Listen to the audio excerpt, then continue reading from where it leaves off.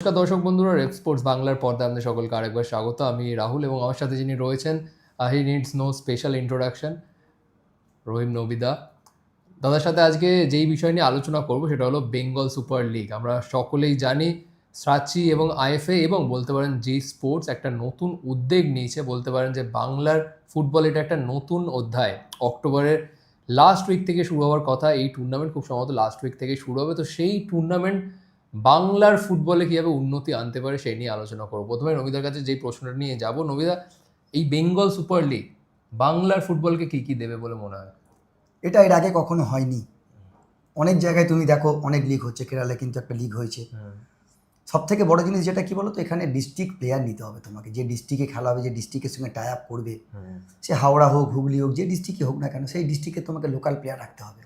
এবার তারা এরকম একটা এত বড় মঞ্চে খেলবে, আর যেখানে শুধু আমি বলবো না যে শুধু ওয়েস্ট বেঙ্গলে নয়, অল ওভার ওয়ার্ল্ডে তোমার এটা তুমি ঘরে বসে দেখতে পাবে এই লিগটা। যারা বিদেশে আছে আমাদের বাঙালিরা, তারাও দেখতে পাবে।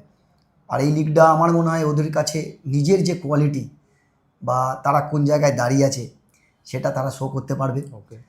আর এটা আমার মনে হয় বাঙালিদের জন্য, প্লাস যে সমস্ত প্লেয়াররা বড় ক্লাব তো খেলতে পারে না, সবার তো পক্ষে সম্ভব নয়, তারা এখান থেকে নিজের পরিচয় মানে নিজের কোয়ালিটি সেখানে শো করতে পারবে এবং দেখাতে পারবে যে আমিও ফুটবল খেলতে পারি বা আমাদের বাংলার গ্রামের ছেলেরাও ফুটবল খেলতে পারে।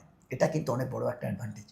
একদমই তাই। আর সব থেকে বড় যেটা হচ্ছে, একটা বড় প্ল্যাটফর্ম পাবে বাংলার ফুটবলাররা, সম্প্রচার হবে জি স্পোর্টসের চ্যানেলে। সেটা একটা কিন্তু বড় বিষয়। আমরা দেখছি সিএফএল যেমন প্রত্যেক বাংলার ঘরে ঘরে পৌঁছে যাচ্ছে এসএসিএন অ্যাপে, ঠিক তেমন এই বেঙ্গল সুপার লিগও কিন্তু ব্রডকাস্ট হবে জি স্পোর্টসের চ্যানেলে। সুতরাং ফুটবলের জন্য কিন্তু একটা বড় মঞ্চ হবে। নমিদা, আমরা দেখি বাংলার ফুটবলাররা সিএফএল খেলে ঠিকই, কিন্তু সিএফএল তো হয় 2 থেকে 3 মাস, তারপর বাকি সময়টা কি করে সেটা আমরা সকলেই জানি। অনেক ফুটবলাররা ক্ষেপের মাঠমুখী হয়ে যায়। সেইটা একটু হলেও আটকানো যাবে অনেক ফুটবলারদেরকে যাওয়া থেকে? এটা কোনোদিনই সম্ভব নয়। এটা আজ থেকে চলছে না, আমার জন্মের আগে থেকে এই ক্ষেপ চলে আসছে। আর আমাদের কলকাতাতে এত ক্ষেপে পয়সা এখন। তো আমি একটা ছেলে, দেখো যে কোনো একটা ছেলে যদি একটা ম্যাচ খেলে 20,000 টাকা পায়, প্রত্যেকেরই তো ফ্যামিলি আছে। এবার আমি তাকে সবসময় বলবো যে অবশ্যই খেলতে যেতে, কারণ তার ফ্যামিলিকে তো আমি দেখার দায়িত্ব নিতে পারবো না। একদমই তাই। কলকাতা লিগের পরে যে কোনো প্লেয়ারের কাছে কিন্তু এই ক্ষেপটাই তাদের সব কিছু, কারণ তারা এটা থেকেই সংসার চালায়, এটা থেকেই ফ্যামিলি দেখে, এটা থেকেই অনেক প্লেয়ার আছে বাড়ি গাড়ি, নিজের বোনের বিয়ে দিয়েছে, বাবা মাকে ভালো জায়গায় রেখেছে। তো আমি এখানে কি করে বলতে পারি যে এটা বন্ধ করতে? এটা বন্ধ করা যায় না। কয়েক ফুটবলার এই বেঙ্গল সুপার লিগ একটু হলো স্বস্তি দেবে, আরও 2 মাস পাবে। প্লাস দেখো এখন আইএসএল হবে বলেছে, কিন্তু আমরা কেউ বুক বাজিয়ে বলতে পারছি না যে আইএসএল এই ডেটে এই সময় হবে। কেউ কি বলতে পারছি? বলতে পারছি না। আমরা সবাই জানি আইএসএল হবে, যাকে জিজ্ঞেস করো সেই বলবে। তার মধ্যে যদি বেঙ্গল সুপার লিগ যদি আমরা সবাই মিলে যদি ঠিকভাবে করতে পারি, এটা দেখো অন্য স্টেটের প্লেয়ারও কিন্তু খেলতে পারবে। এক একটা টিমে যদি 25টা করে প্লেয়ার থাকে, বাইরের স্টেটের প্লেয়ারও থাকবে, প্লাস ফরেনার থাকবে কয়েকটা। তো তারা নিজেরা তো নিজের কোয়ালিটি শো করতে পারবে এখানে। আর আমার মনে হয় একটা ভালো একটা প্ল্যাটফর্ম।